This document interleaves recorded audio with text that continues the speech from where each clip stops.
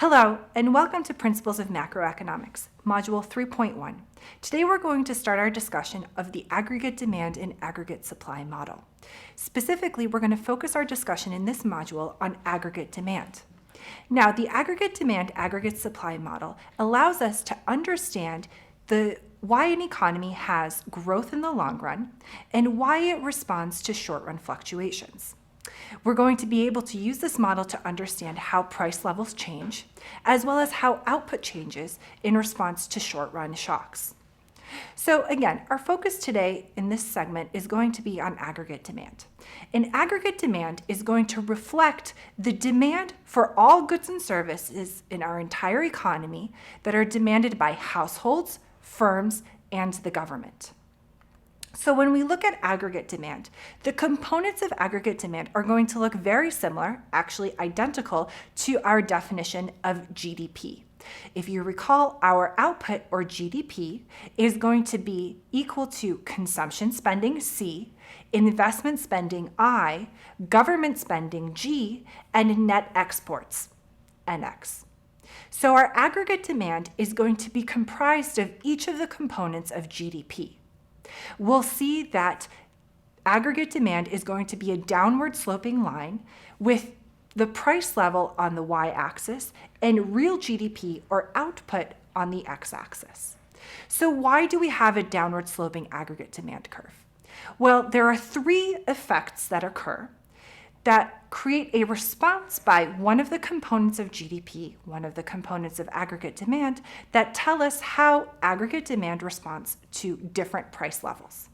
The first is what we call the wealth effect. At lower price levels, the value of money is high. And this tells us that people are going to feel wealthier at lower price levels, meaning that they can buy more with the same dollar. So at low price levels, we expect that consumption spending will be high. The opposite will be true at high price levels. At high price levels, the value of money is going to be low, and people are going to be able to buy less with each dollar in their pocket. As a result, they're going to feel less wealthy. So at high price levels, consumption spending is going to be low.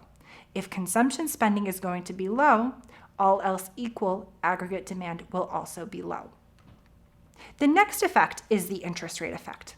At low price levels, households are going to reduce their money holdings by lending some of that money out and trying to gain interest income.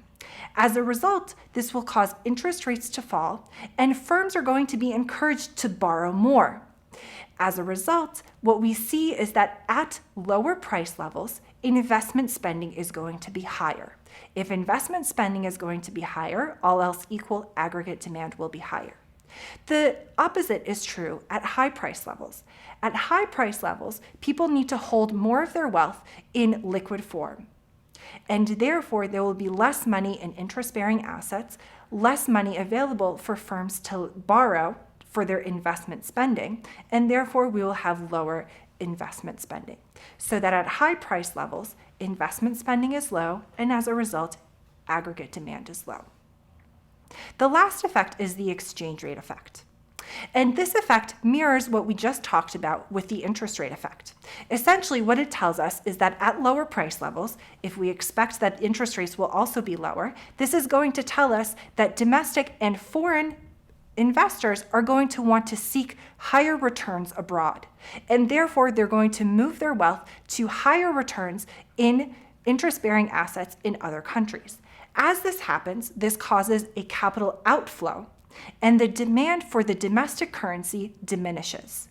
This causes a depreciation in the domestic currency. When we have a depreciation in the domestic currency, this is going to cause exports to be less expensive for foreign buyers and imports to be more expensive for domestic buyers. Therefore, exports will rise, imports will fall, and as a result, net exports will rise. So that at lower prices, we expect higher net exports and, all else equal, higher aggregate demand. The opposite will be true at high price levels.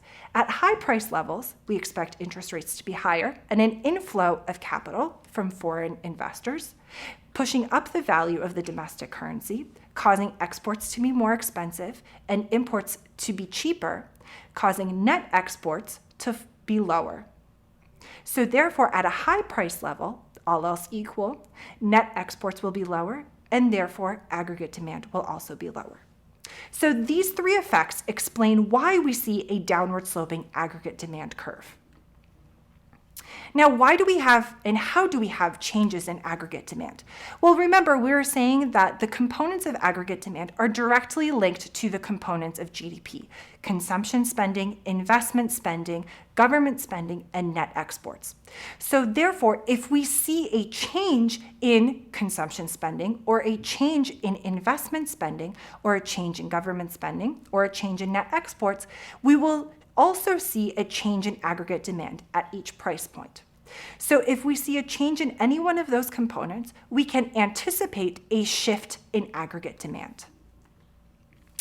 So what have we learned in this segment? Well, the aggregate demand and aggregate supply model is a critical model for us to use to analyze what is happening in the aggregate economy. The aggregate demand curve is one part of this model, and it helps explain the spending behavior and the demand for goods and services by buyers, households, firms, governments, and foreign entities. We will continue on with our discussion of the aggregate supply curve next, and then bring everything together to understand the AD and AS model. Thank you so much for joining me in Module 3.1, Aggregate Demand.